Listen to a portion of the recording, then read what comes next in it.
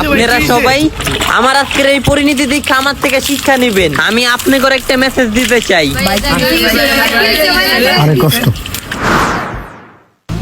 ভাই আমার খুবই সুন্দর একটা জীবন ছিল, আমার একটা রেস্টুরেন্ট ছিল। আল্লাহর রহমতে আমি মাসে 20,000, 30,000, 35,000 টাকা ইনকাম করতাম ভাই।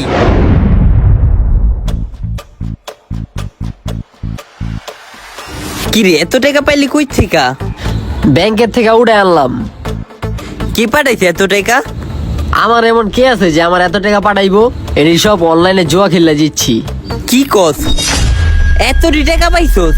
এটি তো আমার 2 দিনের ইনকাম। হ্যাঁ 2 দিনের ইনকাম?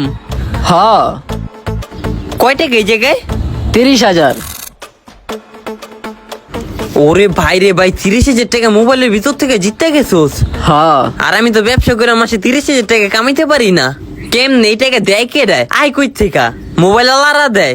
আরে মোবাইল আলাদা দিব কি লিগা? এই জায়গায় পলিটিক্স আছে, কিছু টেকনিক খাটাইতে হয়, গেম খেলতে হয়, আর ব্রেনটা একটু ভালো করে খাটাইতে হয়।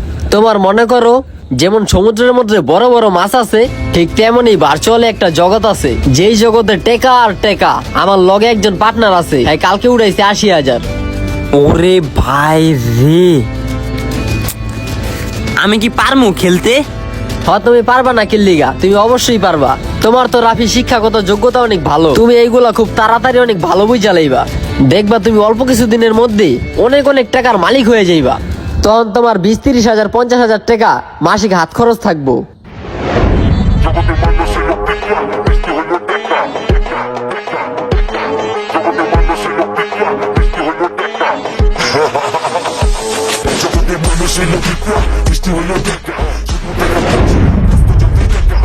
ওরে ভাই রে, তাহলে বন্ধু তুই আমার একটু কষ্ট করে শিখাইয়া দে কেমনে কেমনে খেলতে হয়, কেমনে কি করতে হইব। যেহেতু আমি এটি খেলি নাই, এটি সম্পর্কে কোনো ধারণা নাই, আইডিয়াও নাই, কেমনে অনলাইনে জুয়া খেলতে হয়। তুই বই আমার একটু শিখাইয়া দে আয়।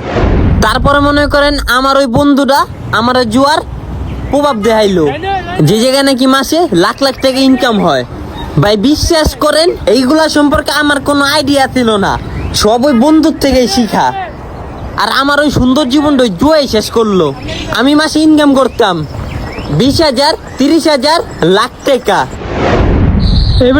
এবারে 10 নেব বুঝছস? তুই চাইলে কিন্তু 1,000 টাকা লাগাইতে পারস। ভাই আমি এটাতে রিস্ক লইতে চাই না, আমি লুডোতে টাকা লাগাইতেছি, অলরেডি আমি 500 টাকা জিততে গেছি। মাত্র 500 টাকা? আমি তো 1700 টাকা এই মাত্র জিতে লাইছি।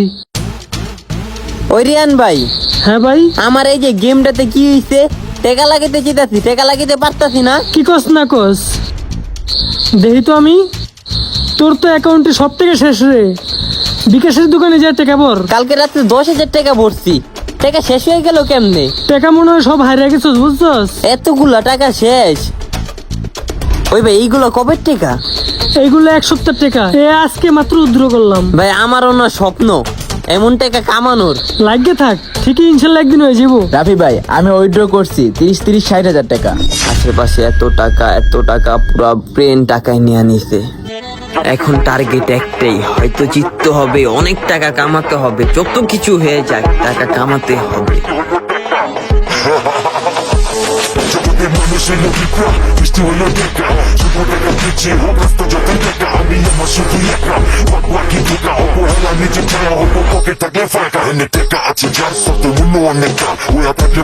কিন্তু এমন একটা সময় আইছে আমার সব টাকা শেষ ভাই। আমার রেস্টুরেন্টটা বিক্রি করতে হইছে ভাই। আমার বাপের সুন্দর একটা জমি আছিল, 1 কাঠা জমি, যে জমির দাম আছিল 20 লাখ টাকা। এই জমি বেচছো আমি জুয়া খেলছি। আমার জীবনটা ভাই ধ্বংস।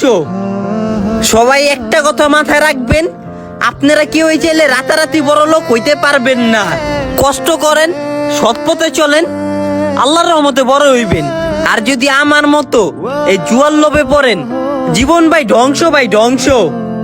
আমি আজকে এই দুধ দিয়ে গোসল কইরা শপথ করতে আছি, আর জীবনও জুয়া আমি খেলবো না।